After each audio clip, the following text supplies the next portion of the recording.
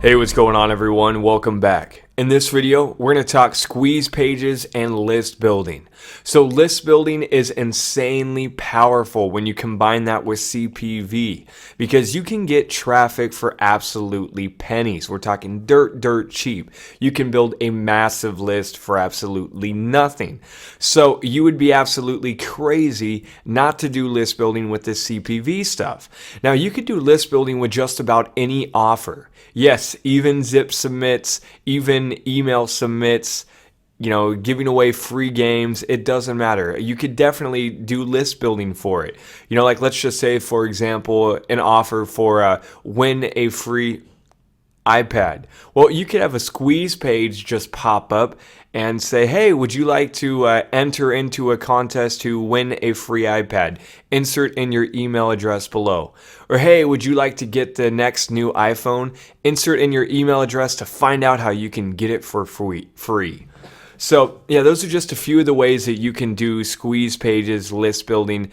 Again, it doesn't matter about what kind of niche I'm doing. If I'm doing CPV for an offer, I always try to set up a squeeze page for it so I can build a list with it. And again, when you have your list, you have a license to print money because I can now send offers to that list, all throughout the week, send them another offer and another offer and another offer and get them to sign up for all that stuff. So that's why list building rocks, because you can just keep making exponentially more money. So when it comes to CPV, let me show you how to do a squeeze page. You can do a squeeze page just like this. This one works insanely well and gets a super high opt-in rate. Also, the thing I really like about this squeeze page is that it goes under the radar. It really stands out. It's not very attractive looking. Let's just put it bluntly, it's ugly, right? It's an ugly, simple squeeze page, but it really does stand out. And if this pops up on a people's screen when they go to a job hunting website like monster.com or any make money online opportunity website, well, if they saw something like this pop up, you bet your britches that a lot of people are going to enter in their email address. So very simple.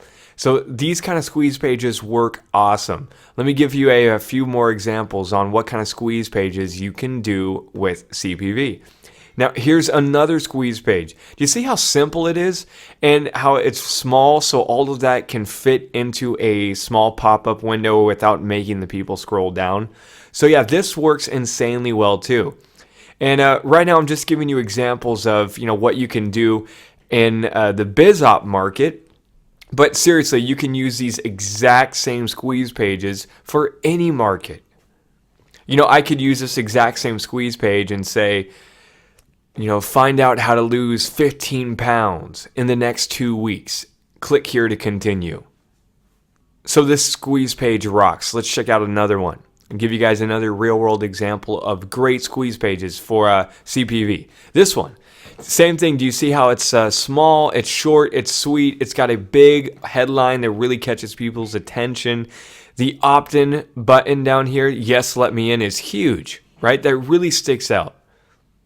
And it's got a picture of something that you can give people away for opting in. So let me show you this squeeze page. Boom, you see that button pop out at you? This is a squeeze page I'm running in the credit score niche.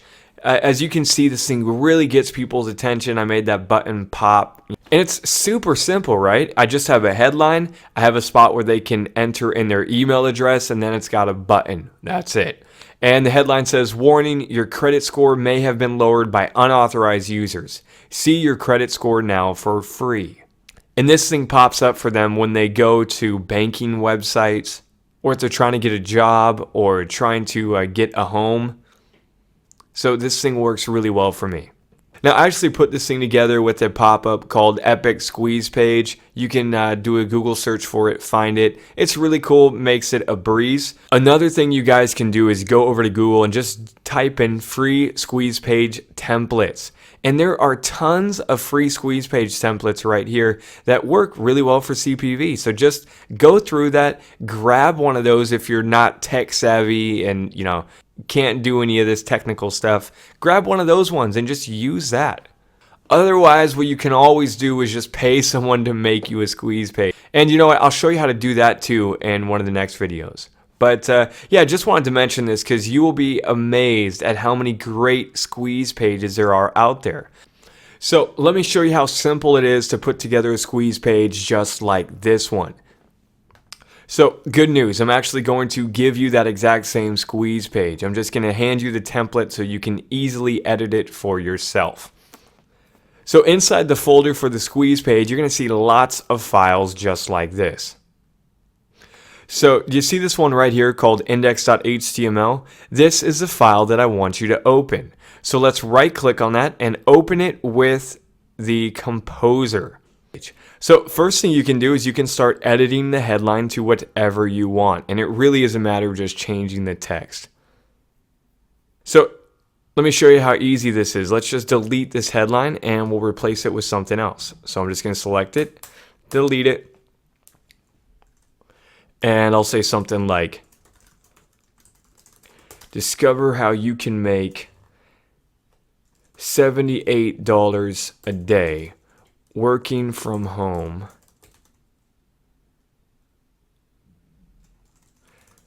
just your iPhone. And then I could put in parentheses, no experience necessary. There you go. All right, so now let's save it and let's see the changes. And look at how easy that was. We now just changed that page. And if I refresh it, I can even see that button jump at us.